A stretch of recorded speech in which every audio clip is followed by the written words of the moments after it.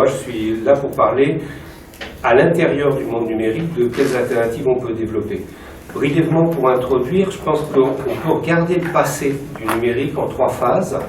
Une première phase que j'appellerais utopique, qui a duré à peu près jusqu'au début des années 2000, où on pensait qu'on allait avoir un nouveau moyen de communication, une nouvelle relation entre les gens, une accessibilité permanente à tous les documents créés sur la planète. Enfin bon, cette belle période utopique d'un Internet fait par les scientifiques et pour les scientifiques, et ainsi de suite. Puis est venue une période, on pourrait dire, de démocratisation, avec ce qu'on a appelé à l'époque le Web 2.0, globalement les blogs et les médias sociaux, qui permettaient aux gens de s'exprimer. L'idée était donc de dire n'importe qui peut aisément parler et dire ce qu'il a à dire, commenter, et ainsi de suite. Jusqu'à ce qu'on s'aperçoive au tournant des années 2010 que, en fait, ce travail-là permettait certes aux gens de s'exprimer, mais surtout à l'entreprise qui fournissait l'infrastructure de cette expression de capter des traces. Et on a vu subitement basculer toutes ces entreprises dans ce qu'on pourrait appeler le capitalisme de surveillance ou, d'un autre point de vue, de l'industrie du traçage. Et aujourd'hui, on est bien conscient que ce qu'on appelle les GAFAM, un peu restreint parce que c'est un peu occidental, hein, il y a les mêmes en Chine, peut-être même qui sont encore plus dangereux, et peut-être même qui sont malheureusement l'exemple qui est en train d'être suivi. Donc, ce qu'on appelle ces grosses entreprises, ces plateformes, sont devenues avant tout des industries de la trace, pour 2 raisons. La première, c'est en nous catégorisant, en nous faisant rentrer dans des catégories, ils peuvent matcher avec des publicités, et donc avoir ce qu'on appelle la publicité ciblée. Et ça, c'est le moteur économique, en fait, de la majeure partie des sites d'Internet aujourd'hui. Et puis, la deuxième raison, dont on parle peu, mais qui me semble très importante, c'est en captant plein de traces, plein de données, on va pouvoir nourrir des systèmes dits d'intelligence artificielle. En fait, c'est pas ni intelligent, ni c'est très artificiel. C'est des systèmes d'imitation. Le deep learning, c'est faire que la machine puisse imiter des choses produites par les humains. Or, plus on a de traces, et plus on va imaginer être capable d'imiter des activités humaines, d'où les conséquences sur le travail, en particulier toute une série de travaux, de cadres et d'intermédiaires, comme tu les as appelés. Hein, rappelons-nous les banques, les choses comme ça. Donc ça, voilà, on est tous conscients de ça, donc on va se poser la question, qu'est-ce qu'on fait maintenant? Parce que dans le même temps, nous avons tous, presque, souvent dans les mouvements, il y en a qui ne l'ont pas, mais c'est minoritaire quand même. 15%, c'est quand même, tu disais qu'ils n'ont pas de smartphone. 16%. C'est quand même là pas si négligeable que ça. Malheureusement, les enfants en ont. Malheureusement. Ils n'ont plus de livres, pour un éditeur, c'est embêtant. On disait donc, on est dans cette situation. Comment est-ce qu'on va pouvoir faire naître des alternatives? Je vais développer rapidement, en fait, en 3 points. D'abord des alternatives concrètes qu'on peut mettre en avant et qui, à mon sens, ont un rôle très important parce que c'est un rôle pédagogique pour nous-mêmes, hein, donc bien montrer qu'on peut faire quelque chose. Et puis, c'est un rôle de bac à sable, de test, en fait, avant une généralisation. Ce qui est intéressant, c'est de voir que on a des gens qui ont développé, à partir de 1984, sous l'impulsion de Richard Stallman, un mouvement majeur parce qu'il nous a appris beaucoup de choses sur la capacité de mobiliser et de faire agir des gens qui n'avaient pas l'habitude d'agir. C'est le mouvement des logiciels libres. C'est-à-dire comment faire que des cadres et des techniciens d'un seul coup se mettent à l'intérieur de leur travail à introduire une idée morale qui est l'idée de la liberté. Pas seulement la liberté d'usage du logiciel qu'ils vont créer, donc ils ne vont plus être propriétaires de leur logiciel, mais aussi le fait d'avoir pris conscience très très tôt que toutes les informations allaient devenir numérisées, allaient passer sous la coupe d'un logiciel, et que donc il était important pour les libertés publiques, pour les libertés individuelles, que l'on puisse savoir qu'est-ce qui est fait par le logiciel quand il va traiter et gérer de l'information. Donc c'est un mouvement très important qui a servi un peu de modèle à tous les mouvements de résistance interne au monde du numérique. Je pense qu'il faut pas croire que la lutte de classe se situe uniquement entre le numérique et le reste du monde, mais qu'à l'intérieur même du monde numérique, il y a des points d'achoppement et des divergences. Deuxième point, c'est que ce mouvement très important ne suffit plus. Ce mouvement qui est parti de la marginalité informatique est aujourd'hui rempli principalement par Microsoft et IBM, qui sont les deux principaux producteurs de tous les logiciels libres du monde, et Google. Donc, autant vous dire que ce n'est pas des tenants de la liberté totale et absolue. Que pour eux, le logiciel libre leur sert en fait à mieux concentrer leur énergie sur le service qui va être rendu. Donc on partage entre plein d'informaticiens le logiciel, puis après on se concentre sur le service. Il y a des alternatives politiques, c'est-à-dire quelles sont les questions politiques majeures à poser. C'est dans ce service aujourd'hui qu'a lieu la captation de traces et donc le capitalisme de surveillance. D'où la question qui nous est posée, l'alternative c'est de construire des services alternatifs. Ils seront certes à base de logiciels libres, c'est nécessaire, mais il faut qu'ils aient une autre condition, et qui est très importante, qui est l'auditabilité. C'est-à-dire qu'il faut qu'on puisse auditer, savoir ce qui se fait à l'intérieur d'un service informatique. Alors il y a déjà des lois qui avancent un peu là-dessus, par exemple avec le RGPD, toute entreprise est obligée de dire quels sont les traitements informatiques qui sont appliqués aux données qui sont utilisées dans un service. Autant vous dire que oui, c'est écrit dans la loi, mais c'est complètement bidonné dans la réalité. Donc il va falloir qu'on crée des services alternatifs qui soient auditables. Aujourd'hui, en France, on a un véritable acteur majeur de ça, c'est l'association Framasoft. Je pense que pour beaucoup, si vous ne les connaissez pas, recherchez-les. C'est eux qui ont essayé de dégoogliser l'Internet, c'est-à-dire justement créer des services auditables. Donc voilà, à mon avis, un enjeu majeur. Ils essayent de proposer tous les outils qui sont sur les plateformes, mais accessibles avec la garantie. Donc ils acceptent des audits de leur système.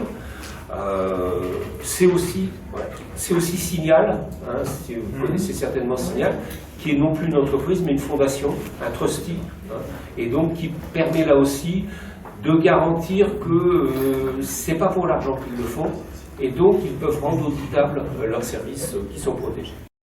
Et enfin, une alternative au sens culturel de la bataille dite à l'hégémonie culturelle. Aujourd'hui,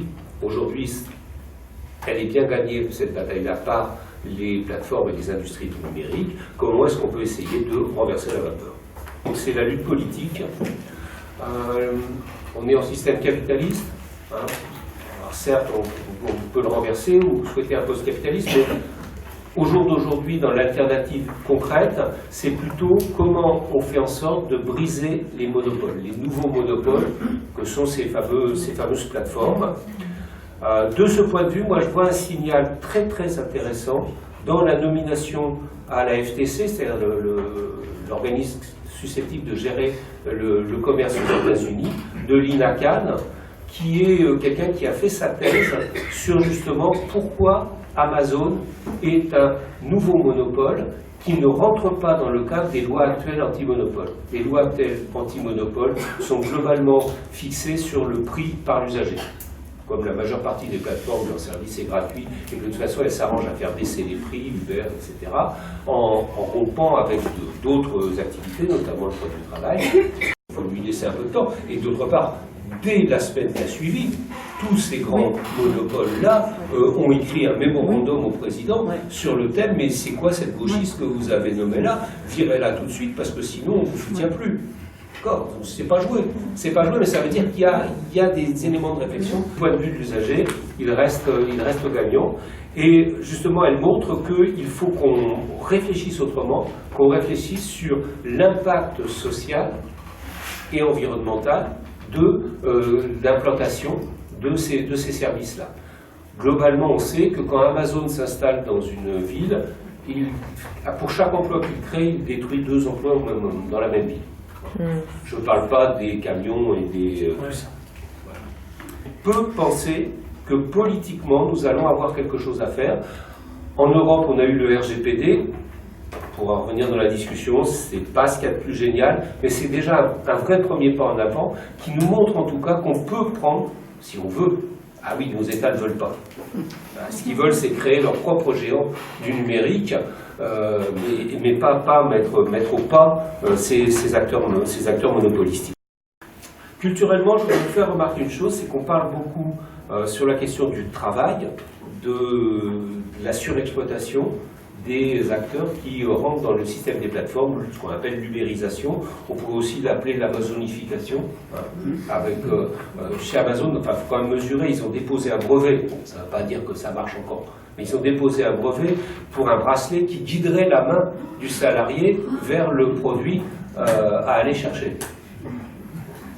D'accord, j'en ai dit assez. Donc il faut voir qu'il y a ça d'un côté. Il faut se rendre compte de la pratique sociale de l'autre que j'appelle la nouvelle domesticité. Ouais. Je voudrais vous parler d'une affiche que je trouve absolument géniale.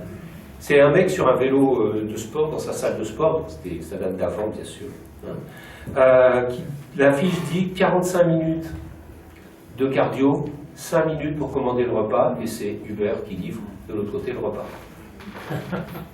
C'est la nouvelle domesticité. Et je crois qu'il faut qu'on mesure ce que ça veut dire, c'est que, quelque part, culturellement dans la société, les gens ne descendent plus au restaurant, ils se font livrer chez eux. Avec derrière la construction de dark kitchen sur des immeubles entiers comme en Seine-Saint-Denis, etc. Enfin bon, voilà. Et donc je pense qu'on a une bataille culturelle et idéologique à mener là-dessus. C'est-à-dire pas seulement faire prendre conscience de la notion des traces, mais faire prendre conscience de comment nos pratiques, et je rejoindrai en ça ce qu'a dit Célia au début, comment nos pratiques mettent en danger, bon, toute logique d'extractivisme, mais aussi mettre en danger nos relations sociales, et peut-être aussi tout simplement, quand on ne sait plus faire sa propre cuisine et qu'on ne sait plus éplucher une pomme de terre, c'est notre relation à la nature. Nous travaillons tous au service des multinationales du captage de traces, puisque nous cliquons, et donc nous donnons de l'information aux multinationales de la trace. On en est un peu revenu parce que si c'est ça, le simple fait de vivre, c'est donner notre vie au capital. Il y a un vieux proverbe anarchiste qui dit quand même que le pire de tous, c'est l'ouvrier. Sans lui, il n'y aurait pas de patron. Voilà.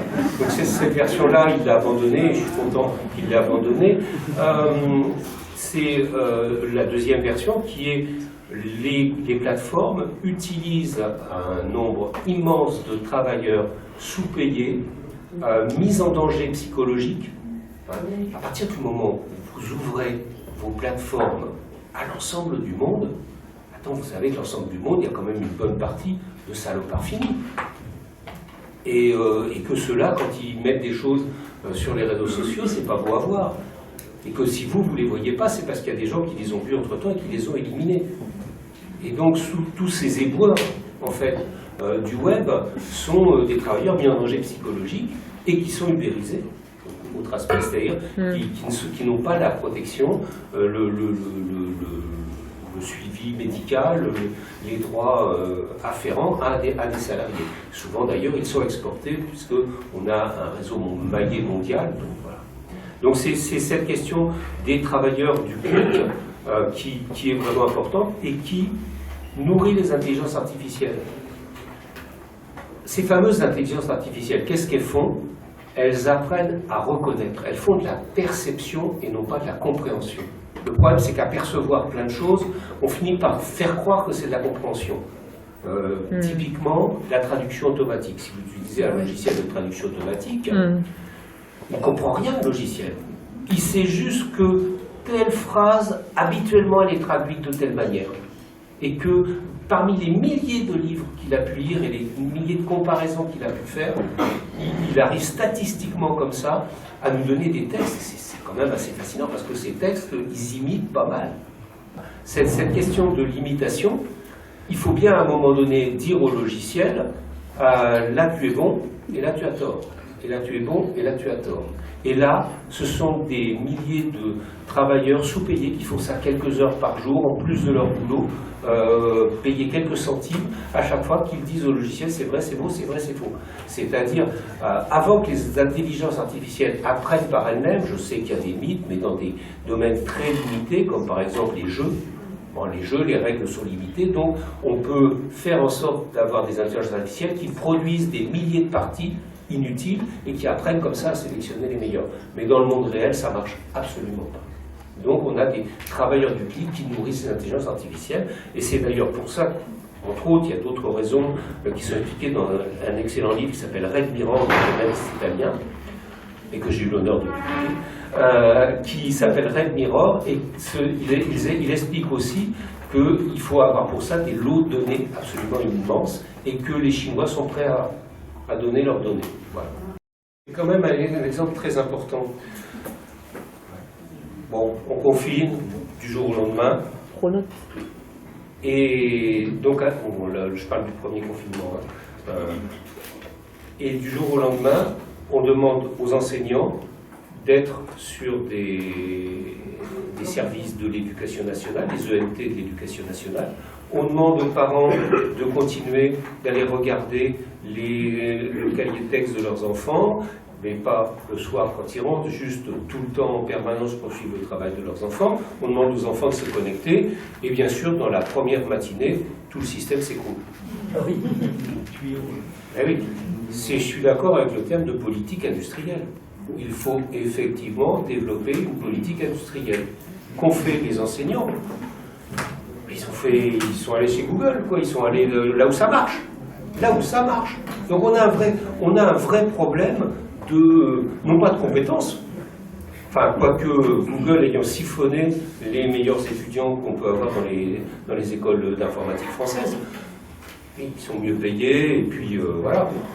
Donc, mais on a un problème de penser à une structure industrielle alors qu'on est dans le monde du numérique. Et ça rejoint les questions qui étaient posées au début.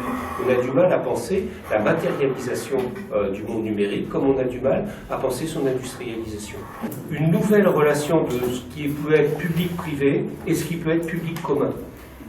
Parce que les autres profs, pour rester dans le même exemple tout à l'heure, la plupart des profs, ils ont essayé d'aller chez Framasoft. Quitte à écrouler Framasoft, c'est une association. Et Framasoft a été financé par le ministère de l'Éducation nationale, mais il y a 10 ans. C'est fini. Ils n'ont plus, puisque le ministère de l'Éducation nationale n'a que ça Microsoft dans sa tête. Donc, à partir de ce moment-là, ils n'ont plus d'écho. Donc, aujourd'hui, bon, je dis tout ça, on est en train de publier un livre qui s'appelle L'école sans école, où justement, il y a des gens qui racontent tout ça. Donc, sur les objets connectés, c'est pareil, on est en train de créer un monde de fou. Non seulement on va aller faire 45 minutes et puis téléphoner au gars de Uber pour venir nous livrer le repas, mais en plus on va être à l'intérieur chez soi, pourri avec un thermostat qui va régler la température à notre place et donc indiquer quand est-ce qu'on est là, quand est-ce qu'on n'est pas là, enfin bref. Voilà, donc il y a effectivement, je suis tout à fait d'accord, il y a des usages du numérique qu'il faudrait empêcher, d'autant que la majeure partie de ces appareils connectés sont des trous de sécurité absolument essentiels. Et on vient de s'en apercevoir qu'il y a une relation entre les appareils connectés et le monde réel. Par exemple, ce pipeline aux États-Unis qui a été bloqué alors qu'il y avait une vague de froid par une cyberattaque qui a été menée par des objets connectés. Alors par rapport à Uber, c'est l'utilisation de la psychologie comportementale par les plateformes. Ça, c'est quand même un truc. Alors ça a commencé simplement.